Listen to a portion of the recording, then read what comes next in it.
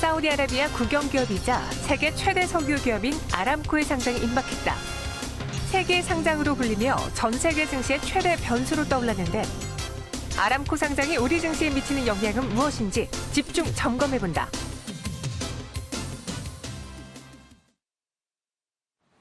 네, 사우디아라비아의 최대 국영기업인 아람코가 상장을 앞두고 있습니다. 이 상장의 의미는 무엇일지 또 우리가 석유 시장 그리고 유가에 미친 영향 무엇인지 좀 이야기 나눠보도록 할게요. 세종대학교 경영학부 김대중 교수와 함께하도록 하겠습니다. 안녕하세요. 안녕하십니까. 네, 이 사우디아라비아의 국영기업 아람코가 이제 상장을 준비하고 있는데 그 배경과 이유 들어볼게요. 아람코는 그 시가총액이 한 2천조 원쯤 됩니다. 네. 우리나라의 삼성전자가 시가총액이 지금 400조 원이니까요. 한 5배 정도 되고 애플이 지금 현재 1조 1천억쯤 되니까 그 1,100조쯤 되거든요. 그러니까 이제 애플의 2배, 삼성전자의 5배가 되는 아람코가 그 사우디아라비아의 국영회사입니다. 네. 전 세계 석유 생산량의 10%를 차지하고 있는데요.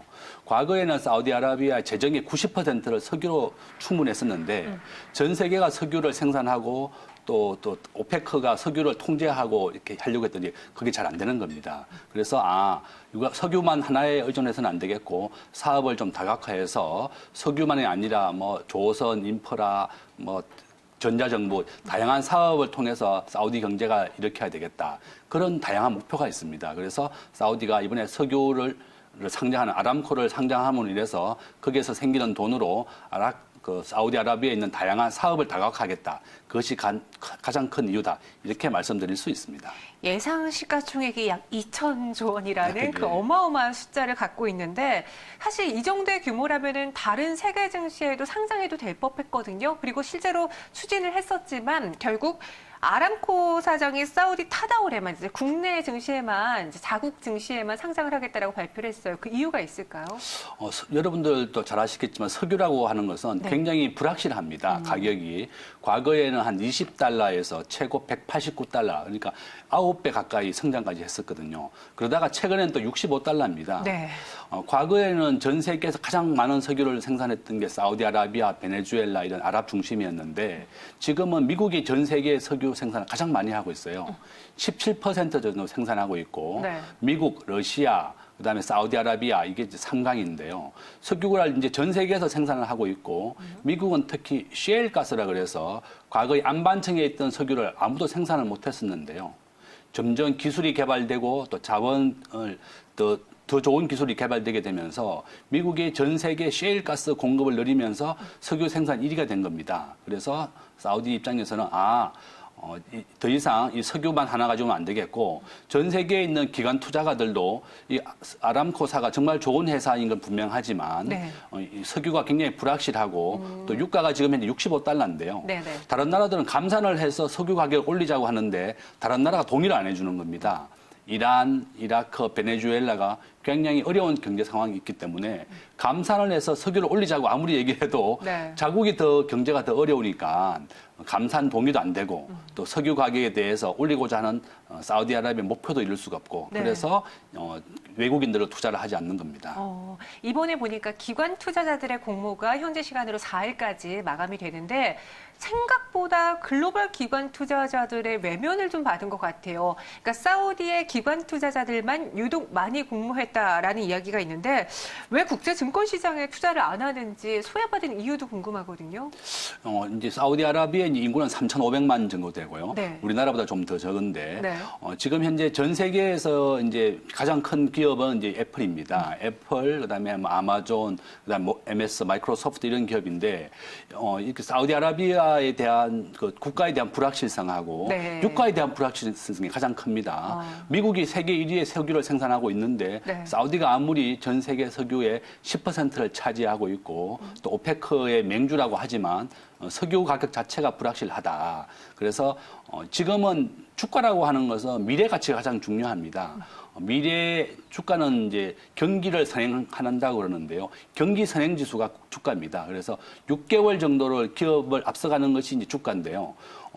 석유 하나만 가지고는 그 기업의 성장을 예측할 수 없는 겁니다. 주식을 투자하실 때 가장 중요시해야 되는 것은 앞으로 삼성전자의 주가가 더 오를 것이냐 내릴 것이냐는 6개월 뒤에 삼성전자의 실적이 좋아지냐 나빠지느냐.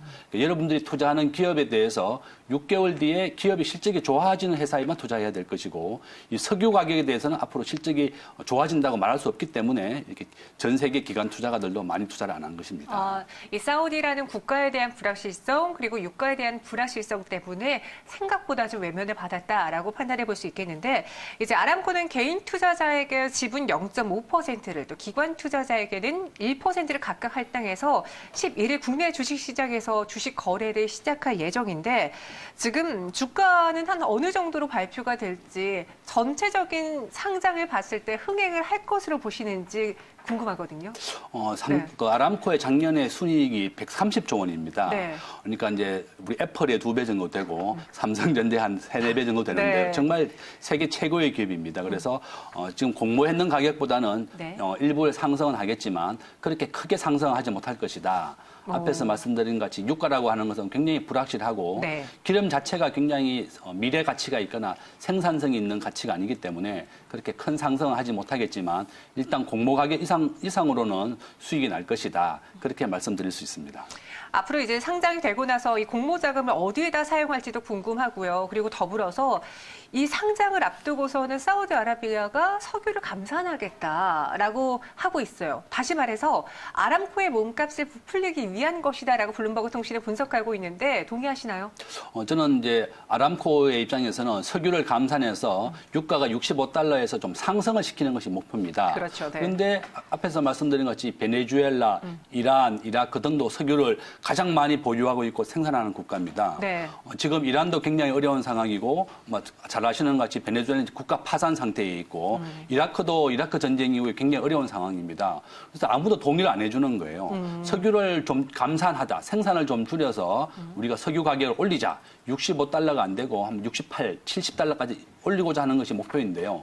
석유 가격을 올려서 생산을 공급을 줄여서 석유 가격을 올리는 것은 정말 좋은데 다른 나라가 동의를 해주지 않기 때문에 굉장히 사우디가 추진하고 있는 감산을 통한 석유 가격 인상이 어려워진다. 그렇게 말씀드릴 수 있습니다. 이야기를 들어보니까 이제 석유에만 의존하던 사우디아라비아 더 이상 그렇게 살 수는 없을 것 같아요. 그렇기 때문에 이제 빈살만 왕세자도 비전 2030을 추진하면서 무언가의 체질 개선을 꾀하고 있는데 비전 2030이 무엇인가요?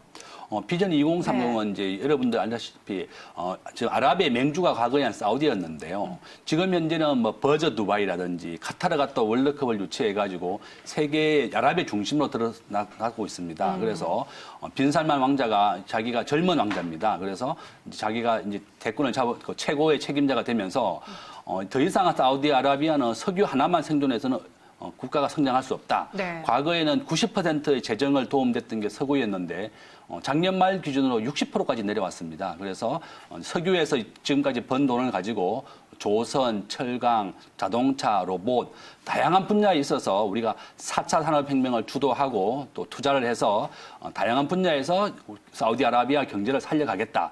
이런 취지로 한 겁니다. 그래서 이번에 상장을 해서 그 돈으로 이러한 재원을 마련하겠다. 그것이 바로 2030이다. 이렇게 보시면 되겠습니다. 네, 그럼 정리하는 차원에서 이 아람코의 상장을 저희가 짚어봐야 된 이유는 뭐 세계 공룡 기업이라는 뜻도 있지만 이 상장 때문에 우리 증시안에서 외국인 투자자들의 자금이 이탈할 수도 있다라는 분석이 나오면서 저희가 이 시간 짚어보는 거거든요.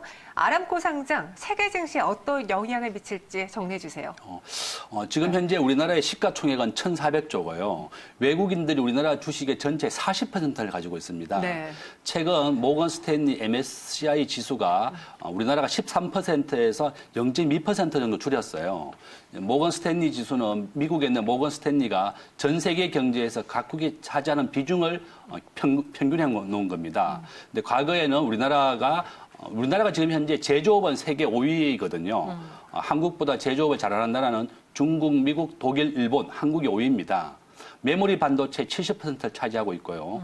최근에 외국인들이 주식을 한 4조 원 정도를 팔았는데 그 이유가 중국 주식과 아람코 주식을 사기 위한 것이었습니다. 그래서 아람코 주식이 상장이 되면 저는 약 한 1조 원 정도의 외국인들이 주식을 매도해서 아람코 주식을 매수할 것이다. 그렇지만 1조 원 정도라고 하는 것은 외국인들이 우리나라에 주식 투자한 거에 약 1%도 안 됩니다. 총 600조 원 정도를 우리나라가 외국인들이 지분을 가지고 있는 것인데요. 그러면 큰 영향을 주지 않을 것이고 다만 우리나라의 대표적인 기업 반도체라든지 삼성전자 또 하이닉스 이런 반도체 경기가 내년에 또 성장을 한다 그래요.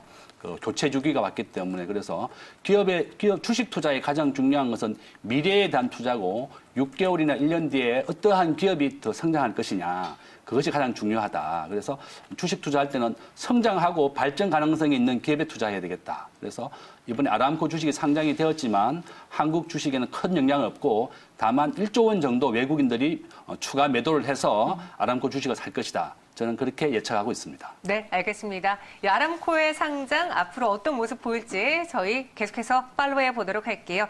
네, 지금까지 교수님과 함께했고요. 여기서 인사드리도록 하겠습니다. 오늘 말씀 고맙습니다.